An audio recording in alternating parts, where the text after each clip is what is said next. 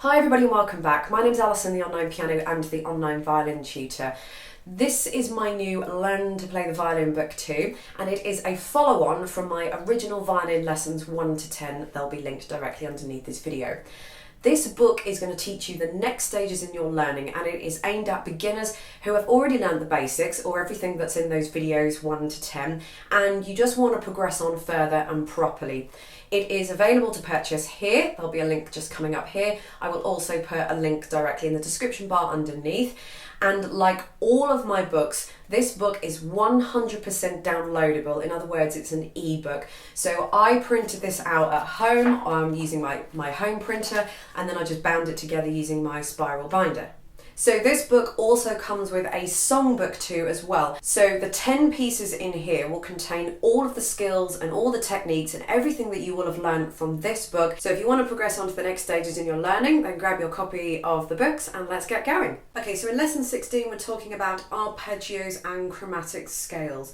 So I have written a little bit about what they are and what they're comprised of and everything, and the best way that you're going to learn these is if I just actually play them through for you so you can understand them. So they are the next stage in scales. They are kind of like scales, but they are broken up scales. So instead of playing C, D, E, F, G, A, B, C, you'll play C, but you'll miss D, you'll play E, but you'll miss F, you'll play G, and so on. So they're called arpeggios, and the chromatic scales, well, I'll show you what the chromatic scales are a little bit later.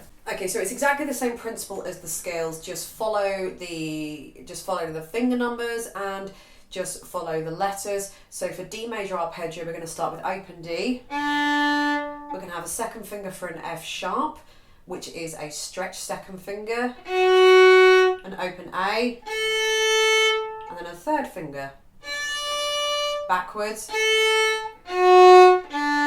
So instead of doing the regular scale,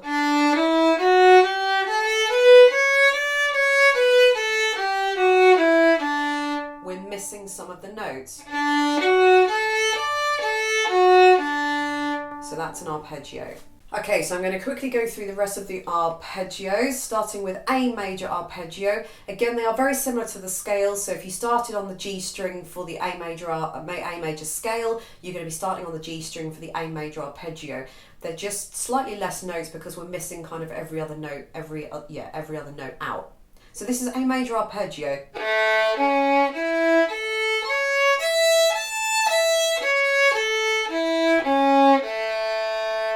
And G major arpeggio.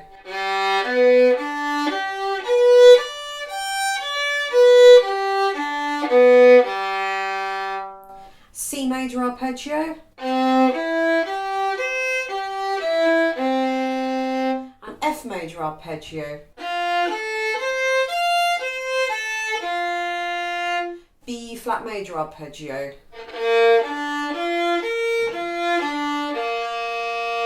And G minor arpeggio. And lastly, D minor arpeggio.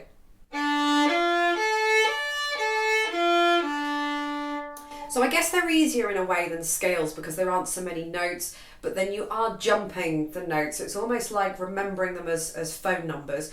But again, it's like scales. You need to be practicing these at the start of every practice session. So you don't have to do all the scales and all the arpeggios, you know, cherry pick a few out.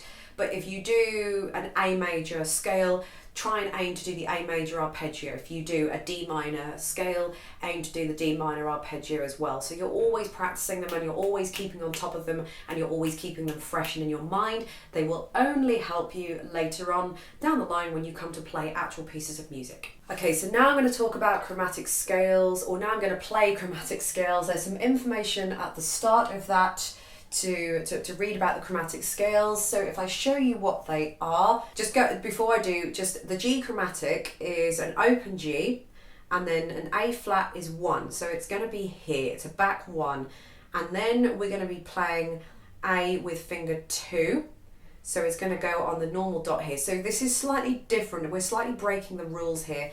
You could do a 1 for the A flat. If you went back to that finger chart that we had on lesson 14, you will see where these notes are, but we're going to be playing them with slightly different fingers just because they are chromatic scales, and they are very, very, very good for the dexterity of your fingers.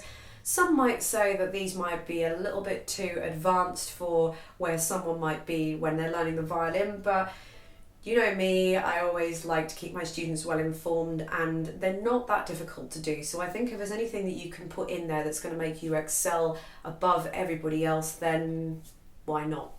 So G chromatic, open G, then we're going to do a 1, which is going to be here all the way back to the nut, which is going to give you an A flat. An A is going to be on that first dot.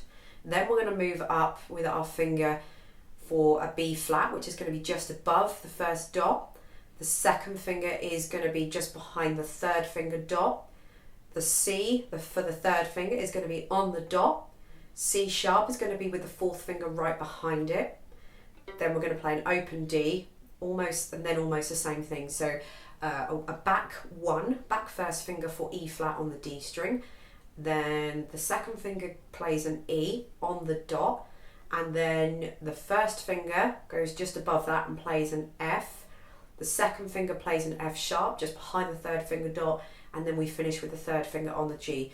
So I know you're probably thinking, whoa, that looks really complicated, but it's not. You just take it nice and slow, and I will show you what that looks like. So open G, a back 1, finger on the dot, then move up, pretty much next door, third finger next door, fourth finger next door to that, open D, back 1, then 2 on the dot, and then move your first finger up to just above the dot, second finger just behind the third finger dot, third finger on the dot, and then you follow that backwards.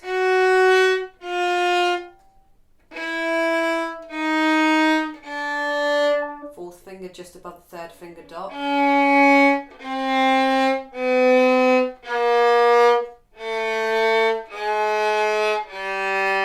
So you shouldn't actually need to move your thumb at all because you're not actually particularly moving anywhere.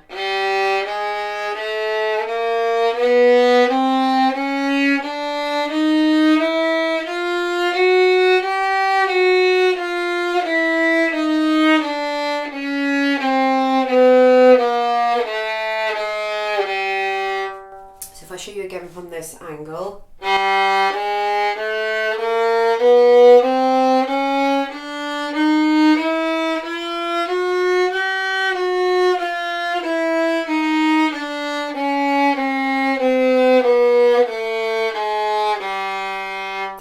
There is a slightly alternative way to do it where you can use the first finger twice. So open G, 1-1, 2-2, 3-4, open D, 1-1, 2-2, 3. I just don't like that way. It's it is a way. I don't like it.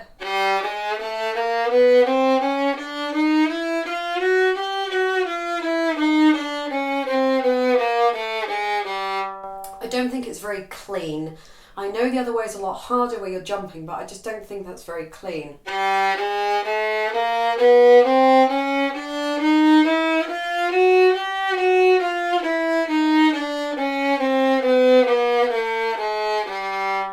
Why do the easy way out when you can take the more difficult route?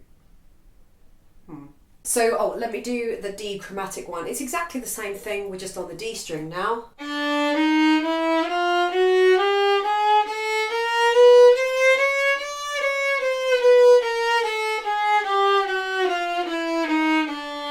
And the same thing on the A string.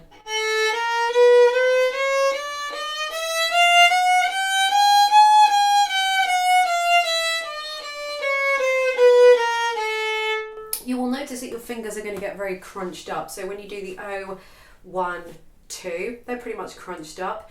Then when you move up higher, it's 1, 2, 3, almost, well, that's not quite actually, 1, 2, 3, 4. So your fingers actually are, as you can see, they're all going to be crunched up. So the first set is down here, 1 and O, 1 and 2, and then when you move up, it's 1, 2, 3, 4, and they're all crushed in.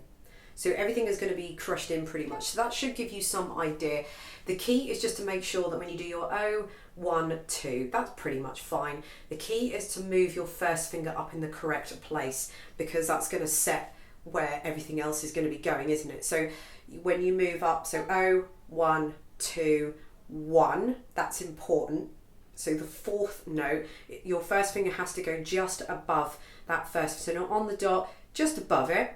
And then your second finger would almost be crammed in next door, third finger crammed in, fourth finger crammed in, and that's what it's going to look like. So you can see there's no gap in between my fingers there. So as I was going on earlier about practicing these every session, I have got a what to do now on the next page, and like a little chord chart, a little scale chart that you can cut out. So you will end up with 19 bits of paper that you can all cut out, or 19 little slips, and what you can do is just to randomly put them, I call it a scale cup. So you'll cut all of these bits of paper out and you'll put them in a cup or a pot, whatever you've got to hand, and you will pick one out. And if you pick out G major arpeggio, you've got to put it down, you've got to try and play G major arpeggio without looking. That's to kind of help you learn them. It's just I know it's a bit sad, isn't it? But it's just a bit of fun. I used to do this all the time when I was growing up, and it worked for me. So that's lesson 16, and I'll see you in the lesson 17.